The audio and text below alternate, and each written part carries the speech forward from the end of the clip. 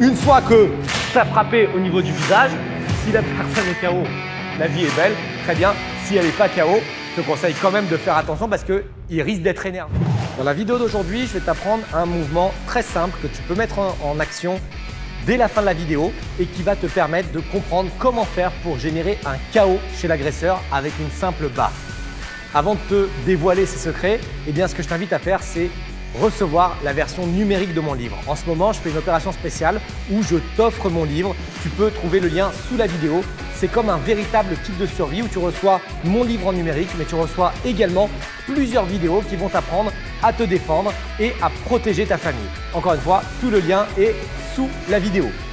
Alors, la claque en système de rue, efficace ou pas efficace, eh bien, je te révèle tout de suite l'information, c'est excessivement efficace et tu vas voir que ça te permet de vraiment te mettre en sécurité par rapport à certaines autres frappes.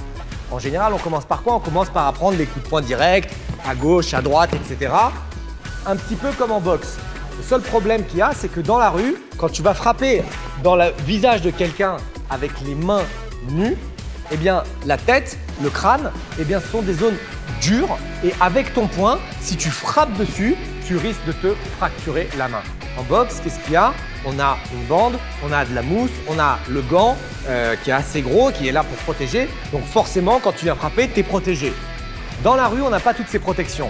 Et dans la rue, ça bouge très vite. Je connais des gens qui ont été agressés dans la rue, ils ont frappé dans la tête de la personne, sauf qu'au dernier moment, la personne a bougé la tête et ils ont percuté le mur.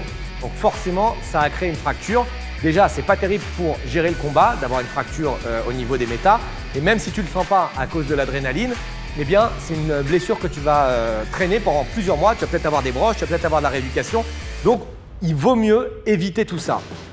Pour ça, on conseille de frapper avec les paumes de main ouvertes. C'est peut-être moins guerrier que de frapper avec le poing fermé dans le visage, etc. Mais si ça te permet de protéger ton intégrité physique et si ça te permet d'avoir de l'efficacité, puisqu'on va voir qu'on peut créer un KO avec cette baffe, eh bien, c'est peut-être mieux pour toi. Donc, la baffe, elle est donnée avec la paume de main, ok, et elle est donnée au niveau du visage. L'idée, ça va être quoi? Ça va être de faire tourner la tête le plus rapidement possible et sans que la personne soit préparée à ça. Okay, donc, d'avoir une attaque qui soit rapide, okay, et pas attention 1 et 2, je vais frapper. Il y a un sport, hein, je pense qu'on peut même dire que c'est un sport, qui consiste à être face à quelqu'un et à prendre une baffe en pleine tête et à rester debout. Eh bien, lorsque ces personnes prennent la baffe en pleine tête, ils ont tous les muscles du cou contractés et tout le visage contracté et ça arrive, hein, si tu as envie de rigoler un petit peu, tu peux aller voir ces vidéos, mais ça arrive que la personne tombe KO, mais ça arrive qu'elle ne bouge pas. Pourquoi? Parce que tous les muscles sont contractés, donc le cerveau et la boîte crânienne restent bien droite et quand la personne vient frapper sa baffe, eh ben, il ne se passe pas grand-chose. Donc nous, on va essayer de surprendre la personne. Et en fait, pour t'expliquer, au niveau du KO qu'on va créer, on va viser deux types de KO. Soit le premier, ça va être la rotation de la tête et le cerveau qui va bouger dans la boîte crânienne et ça va créer un trauma, okay, le fait que le cerveau est tapé dans la boîte crânienne. Le cerveau, il baigne dans un liquide céphalorachidien avec la boîte crânienne autour et il n'est pas fait pour être secoué dans tous les sens. Donc, quand on vient frapper, ça crée la rotation, ça crée la mobilité du cerveau dans la boîte crânienne et ça crée le KO. Autre possibilité, on va surcharger d'informations eh bien, les récepteurs en charge de la proprioception. Typiquement la rétine ou les faisceaux neuromusculaires du cou ou alors l'oreille interne aussi qui est un des centres d'équilibre. Et lorsqu'on va faire bouger la tête très rapidement par la baffe, eh bien tous ces récepteurs vont avoir une surcharge d'informations qui fait que le cerveau va préférer faire comme un peu on éteint le disjoncteur plutôt que de rester allumé parce qu'il ne sait plus gérer autant d'informations. Et c'est pour ça qu'on essaye de faire un mouvement explosif pour que l'information ait du mal à être traitée par le cerveau.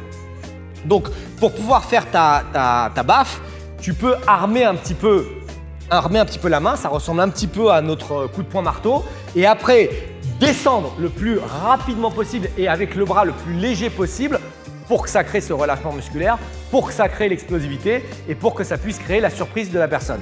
Une fois que tu as frappé au niveau du visage, si la personne est KO, la vie est belle, très bien. Si elle n'est pas KO, je te conseille quand même de faire attention parce qu'il risque d'être énervé. Une fois qu'il a pris une énorme baffe, il y a des coups qui peuvent pleuvoir. Donc dans tous les cas, une fois que tu as mis ta baffe, peut-être enchaîner sur d'autres coups, d'autres frappes avec les paumes de main ou alors peut-être de frapper dans d'autres directions, dans d'autres hauteurs, pardon. Tu as mis un coup au visage, peut-être la frappe suivante, ça va être un coup de pied dans les parties génitales. Comme ça, il doit gérer deux hauteurs différentes. Mais fais bien attention. Le seul fait de faire une baffe, si ça ne gère pas le problème, il faut faire attention au retour de frappe.